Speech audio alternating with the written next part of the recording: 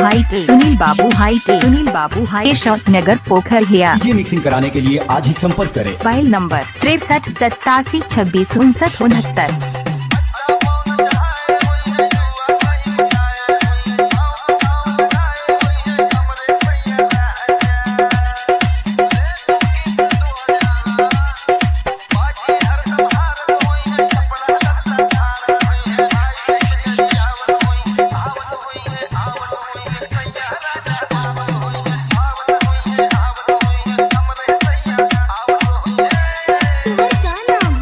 बाबू हाइट, सुनील बाबू हाइट, सुनील बाबू हाइट, शॉर्ट नगर पोखर गया। ये मिक्सिंग कराने के लिए आज ही संपर्क करें। Mobile number 63 87 26 69 69। एकदम बढ़िया मस्त बजे है बस से बोले अच्छा